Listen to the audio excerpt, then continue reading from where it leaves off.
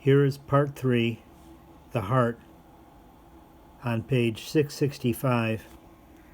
We're looking at this diagram, and there is a flicker diagram similar to this that is similarly annotated.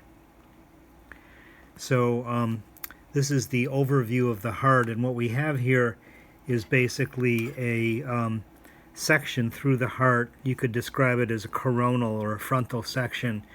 So it comes from the side, and it lays bare the visual of what's going on inside the heart. And I like to begin over here on the right side of the heart. This is the right atrium, the right ventricle, the left atrium, the left ventricle. This is a very complex system. Our heart is the most advanced in a certain sense in terms of time and phylogeny. Hearts didn't always have 4 chambers, and so our invention of the heart, perhaps through about the time of 4-legged animals, the pig and so on, a lot of mammals actually have hearts that look like ours. Pigs, for one, have hearts that look like ours, and the City College of San Francisco inherited a heart from the zoo in San Francisco when the giraffe died, and the heart is about the size of a watermelon, and but it has pretty much all of the features that you would find in a human heart, just crazy big by comparison. Okay, so here we have the right side of the heart that's receiving blood from the body as well as from the tissues of the heart itself. You might recall that I mentioned over here on this page that on the back of the heart is this large venous structure here that's called the coronary sinus. And you can see that most of the veins of the heart are emptying into that.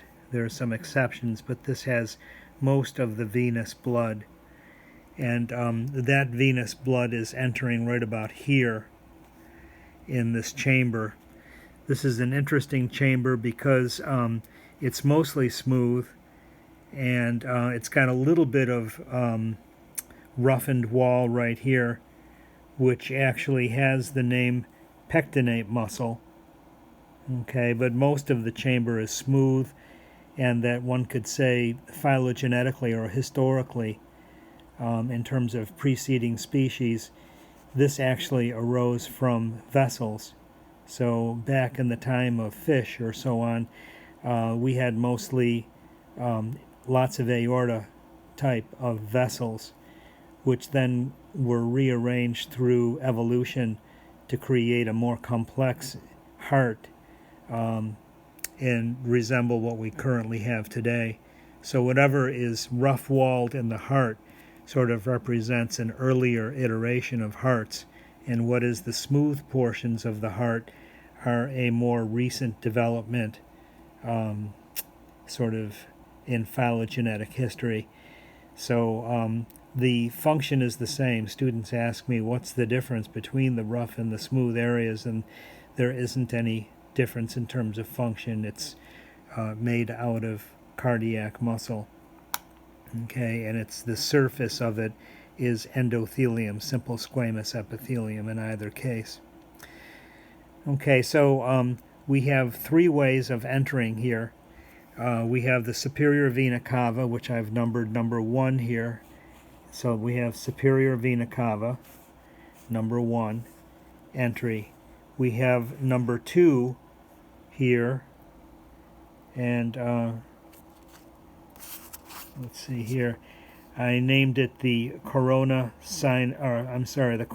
sinus opening.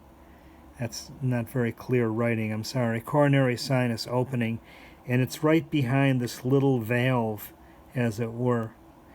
This one down here, number 3, is the inferior vena cava. Inferior vena cava. It's coming straight up, and it's picking up, how shall I say, the venous output of the liver. One thing that we'll learn about in the next chapter is that the liver is receiving all the blood from the digestive system. The stomach, small intestine, large intestine, and even the spleen are all emptying into the liver. And then the liver sends blood here to the inferior vena cava.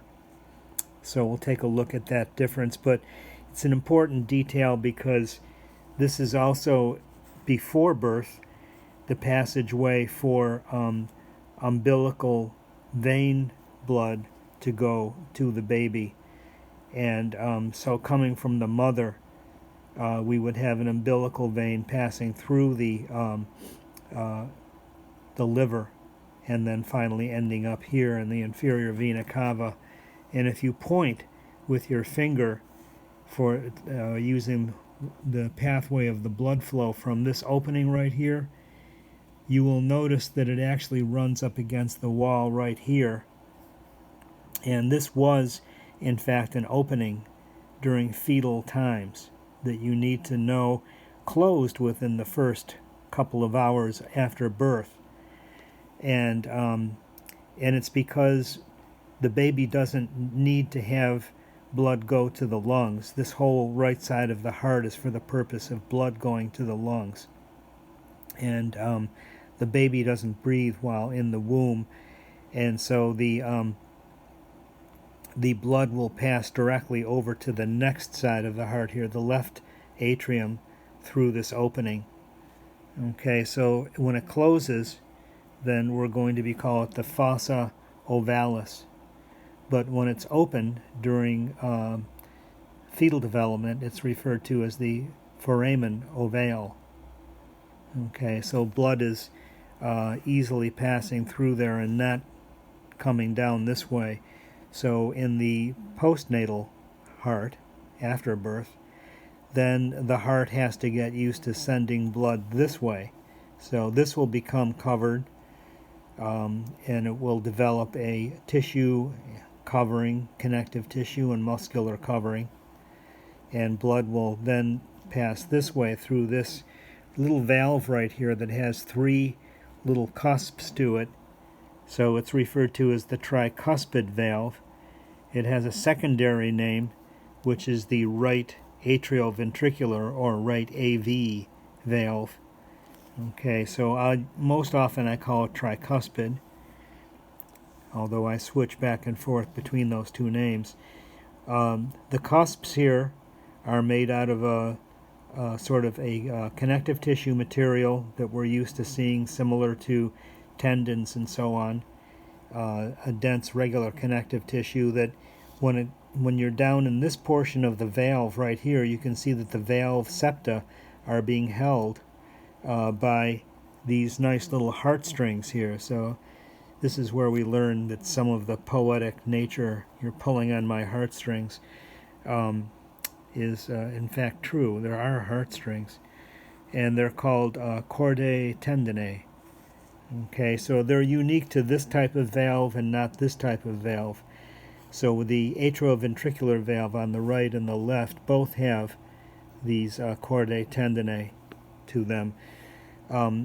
So a little added feature here about the nature of this valve is that it operates entirely, opening and closing, with regard to blood pressure. There are no muscles here that operate this valve.